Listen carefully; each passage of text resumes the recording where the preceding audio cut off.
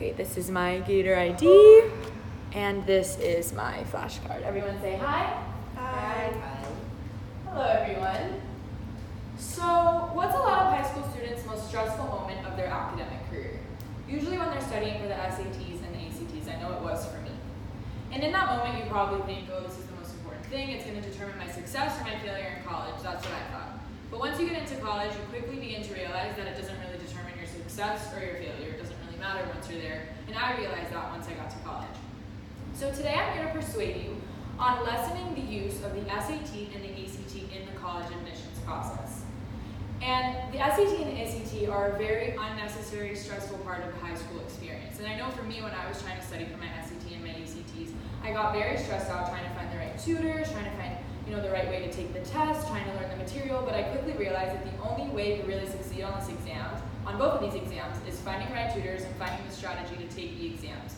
Finding a way to look at the questions, how to answer the questions, go through the sections. It's not really about the material. So I'm going to go through three things. I'm going to go through the problems that the SAT and the ACT have on college admissions. I'm going to go through the solution of this problem, and then I'm going to have you guys visualize how this can affect future generations. So the problems. So basically the only way you can really succeed for most people is on these exams is by getting a tutor and by studying maybe a year in advance or months in advance for these exams. And basically the tutor is going to teach you how to go about taking the exams, how to go about learning the sections, answering the questions. It's not really about the material like I said before. But these tutors are very, very pricey, and I realized that when I was trying to study for my SATs, that the tutors are very expensive. So basically, to get a high score, it's very closely related to your socioeconomic status. So a study done at the University of California found that more than 1/3 of the variation in the SAT and the ACT scores is attributed to the different socioeconomic circumstances of the students, which basically means that if the 5 of you took the SAT, 1/3 of your score was probably determined by whether or not you got tutored, whether or not you could pay to get tutored, which is a huge chunk of the influence on your score. Focusing on just New York families alone, to use this as an example, the New York Times found that these families will spend over $20,000 on SAT prep and $600 an hour mostly for the top tutors. And I know this is an excessive amount, this isn't really comparable, but this is the extent that some people will go to get a good score on these exams. And you can't really compare a student who spends $20,000 on SAT tutoring with a student who spends $0 who can afford this tutoring. A study done by the National Association for College Admission Counseling was done to compare the schools that use the SAT and the ACT in their admissions process and the schools that don't, that leave it optional. And with the schools that don't, there was a higher enrollment rate for students with diverse backgrounds and low-income households, which means that these students with these diverse backgrounds and the low income have a less chance of getting into schools that require the SAT and the ACT in their admissions process because they have a less chance to afford the tutors, which are a very important part of passing these exams. Jerome Carabel, who wrote The Chosen, stated in this book, it's called The Chosen, The Hidden History of Admission and Exclusion at Harvard, Yale, and Princeton.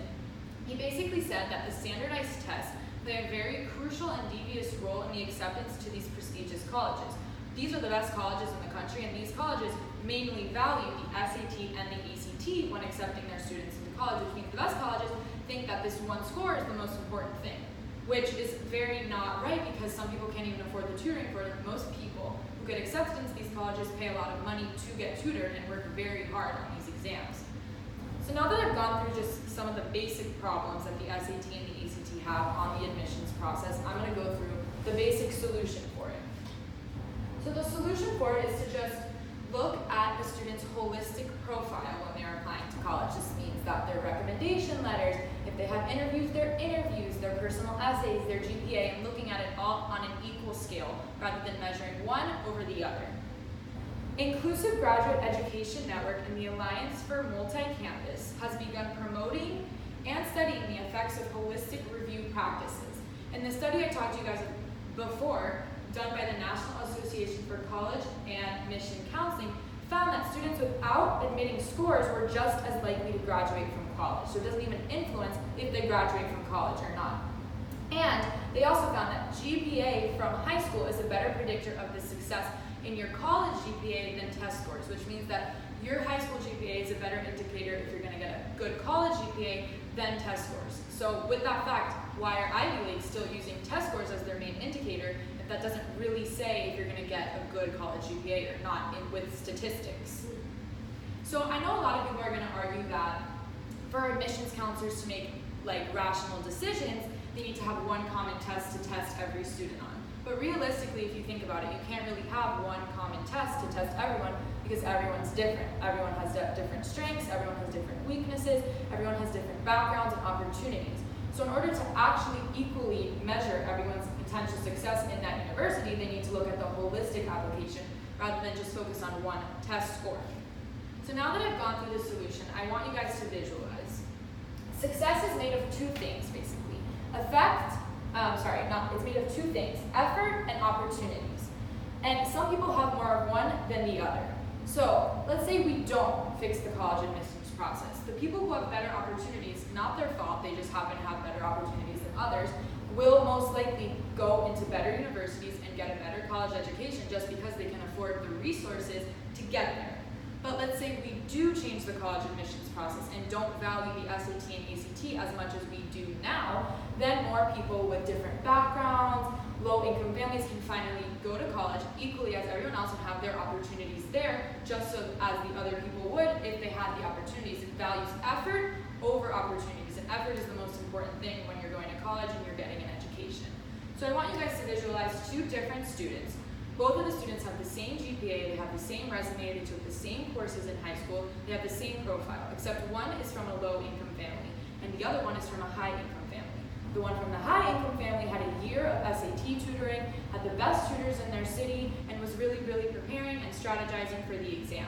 The other one from the low-income family couldn't afford these tutors, he couldn't afford this extra help. So the one with the high-income family statistically got a better score on their SAT. Let's say their dream school was Harvard. The one with the higher score will most likely get into Harvard over the other one with the lower score because they couldn't afford the tutor. So because of this, it's just not an equal scale, and it's not fair for the students when applying to college. Some people can't even get into their dream schools because they can't afford it, and that's not their fault. So now that I've gone through a visualization so you can get a real-world example, I want to leave you guys with that these scores do not measure your value or your success in the college. If you know anyone applying to college, so let them know that.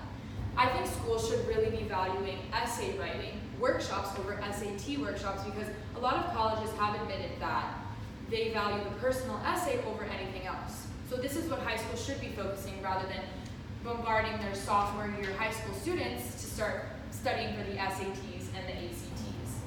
So I'm just going to leave you with the fact that over 1,000 colleges and universities have already stopped requiring the ACT and the SAT. And out of these, the study found that the scores on these tests are of little value in predicting students' performance in college. So with that, why are they still there? So now that you've heard my presentation, does anyone have any questions? Yeah. Out of those 1,000 colleges, are they private or public schools? A lot of them are private. It's been shifting to public, but the best universities in the country, like the Ivy Leagues, aren't doing that. But mostly just private, some public, but mostly private. Any other questions? So do you think that schools should stop offering the SAT and ACT workshops? I think they should be replacing them with essay workshops because essay writing is really crucial in college, and it's really crucial when you're applying to colleges because some colleges have 1,000 essays for you to write, some have 1, some have 5, it doesn't really matter, but that's a really important trait to have when you're going to college and applying to college, and I think that has so much more value than practicing how to take an exam for 4 months or a year or however long you decide to study for it. So if there's no more questions, thank you so much for listening.